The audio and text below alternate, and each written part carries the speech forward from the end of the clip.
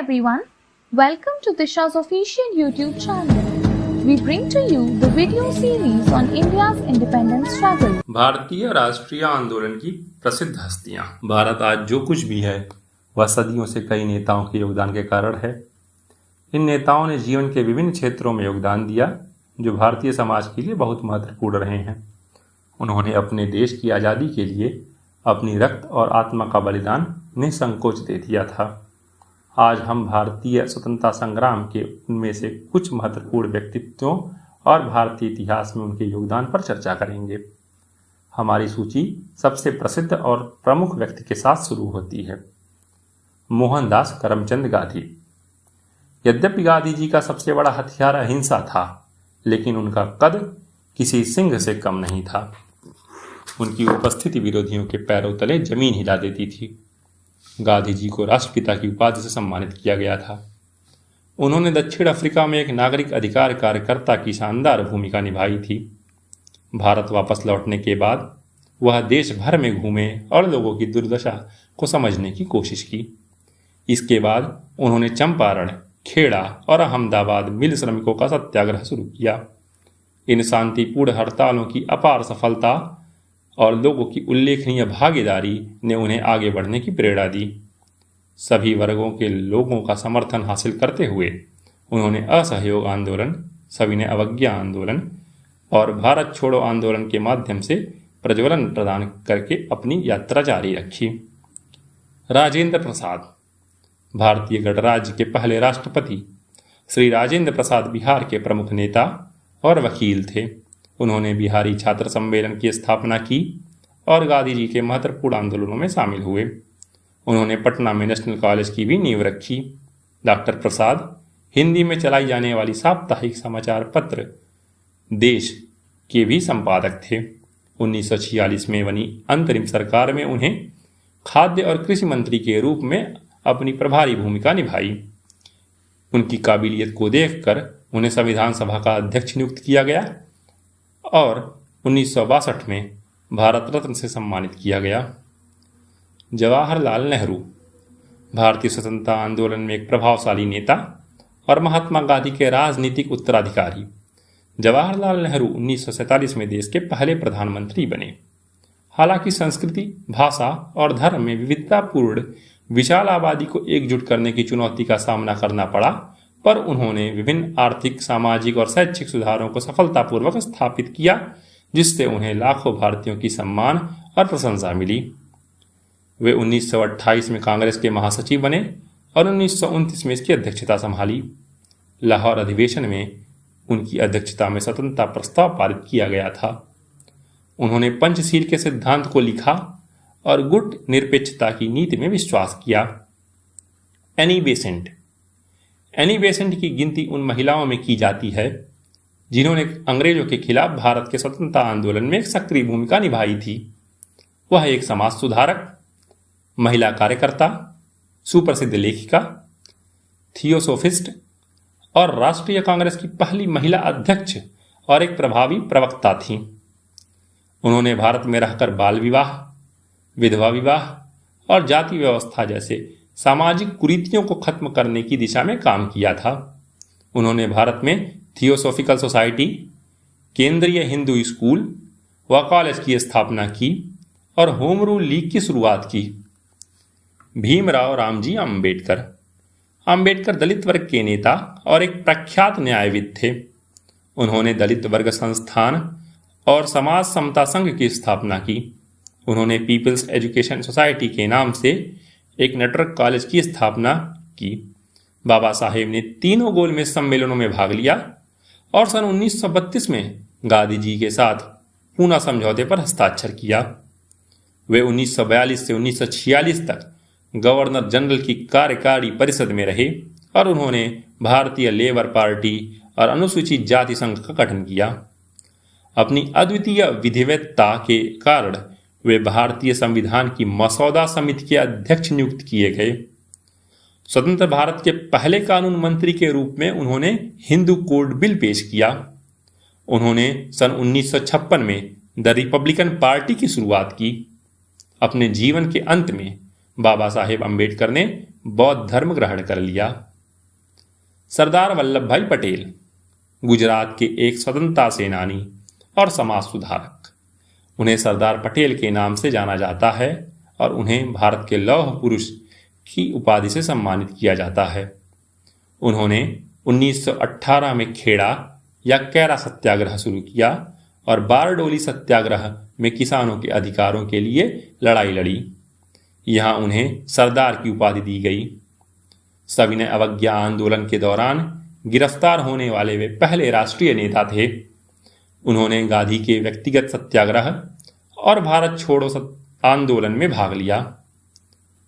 स्वतंत्रता के बाद की अवधि में उन्हें सूचना और प्रसारण और गृह मंत्रालय के विभागों के साथ भारत के पहले उप प्रधानमंत्री के रूप में नियुक्त किया गया था। उन्होंने भारतीय संघ में 562 राज्यों को एकीकृत करने में एक प्रमुख भूमिका निभाई। सरोजनी नायडू लोकप्रिय रूप से भारत की कोकिला के रूप में जाने जाने वाली श्रीमती सरोजनी नायडू उत्तर प्रदेश की एक प्रमुख राष्ट्रवादी और कवयित्री थीं। गोपाल कृष्ण गोखले के मार्गदर्शन में वह स्वतंत्रता के लिए भारत के संघर्ष में भाग लेने वाली पहली महिला थीं। उन्होंने गांधी जी के साथ दांडी मार्च में भाग लिया और सन 1925 में कांग्रेस के कानपुर अधिवेशन की अध्यक्षता की। वह उत्तर प्रदेश राज्य की राज्यपाल बनने वाली पहली महिला थीं। वह भारत में महिला सशक्तिकरण का चेहरा बनी। सन 1929 में उन्हें देश में प्लेग महामारी के दौरान उनके योगदान के लिए अंग्रेजों द्वारा कैसर-ए-हिंद पदक से सम्मानित किया गया था। सुभाष चंद्र बोस ने सन 1920 में इंग्लैंड में भारतीय सिविल सेवा परीक्षा उत्तीर्ण की, लेकिन गांधी जी के NCM के आह्वान पर इसे छोड़ दिया। उन्होंने फॉरवर्ड ब्लॉक सन 1939, किसान सभा और नेहरू जी के साथ इंडिपेंडेंस फॉर इंडिया लीग की स्थापना की। वे कांग्रेस के हरिपुरा सत्र सन 1938 और त्रिपुरी सत्र सन 1939 में अध्यक्ष के रूप में चुने गए, लेकिन गांधी जी के साथ मतभेदों के कारण उन्होंने त्रिपुरी से इस्तीफा दे दिया। उन्होंने 1943 में सिंगापुर से भारतीय सेना आजाद हिंद फौज का कार्यभार संभाला और वहां भारतीय अंतरिम सरकार की स्थापना की। उन्होंने महात्मा गांधी को राष्ट्रपिता के रूप में संबोधित किया। नेताजी ने दिल्ली चलो, जय हिंद और तुम मुझे खून दो मैं तुम्हें आजादी दूंगा के लोकप्रिय नारे दिए। Dadabhai Naoroji, Indian Gladstone, grand old man of India की उपाधि से विभूषित दादा भाई नौरोजी एक भारतीय विद्वान, व्यापारी और राजनीतिज्ञ थे जो भारतीय राष्ट्रीय कांग्रेस के संस्थापक सदस्य थे। वे INC 1906 के कलकत्ता अधिवेशन में स्वराज की मांग करने वाले पहले व्यक्ति थे। वो लिबरल पार्टी के टिकट पर हाउस ऑफ कॉमन्स के लिए चुने जाने वाले भी पहले भारतीय थे। उन्होंने अपनी पुस्तक poverty and un British rule in India सन 1901 में अंग्रेजों द्वारा भारत से धन की निकासी और उसके प्रभाव पर प्रकाश डाला। बाल गंगाधर तिलक, स्वतंत्रता सेनानी और वकील। बाल गंगाधर तिलक को लोकमान्य तिलक के नाम से भी जाना जाता है। उन्होंने राजनीति आंदोलनों के साथ चलने के लिए सांस्कृतिक और धार्मिक पुनरुत्थान के महत्व पर जोर दिया। वह पूर्ण स्वतंत्रता या स्वराज के सबसे शुरुआती और सबसे मुखर समर्थकों में से एक थे और इसलिए उन्होंने नारा दिया, स्वराज मेरा जन्मसिद्ध अधिकार है और मैं इसे प्राप्त करके रहूंगा। इसके बाद अप्रैल 1916 में बेलगाम में उन्होंने all India home rule league की स्थापना की। उन्होंने स्वदेशी आंदोलनों का प्रचार किया और लोगों को विदेशी वस्तुओं के बहिष्कार के लिए प्रोत्साहित किया। चक्रवर्ती राजा गोपालचारी, जिन्हें अनौपचारिक रूप से राजा जी या CR कहा जाता है, एक भारतीय राजनेता, लेखक, वकील और स्वतंत्रता कार्यकर्ता थे।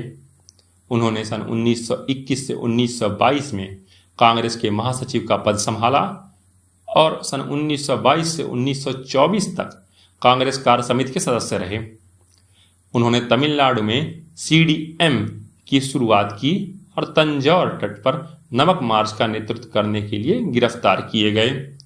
उन्होंने सन 1942 में क्रिप्स प्रस्ताव को स्वीकार नहीं करने के लिए INC से इस्तीफा दे दिया। उन्होंने कांग्रेस लीग सहयोग के लिए CR फॉर्मूला तैयार किया। उन्होंने बंगाल के राज्यपाल के रूप में कार्य किया और भारत के पहले और अंतिम भारतीय गवर्नर जनरल थे।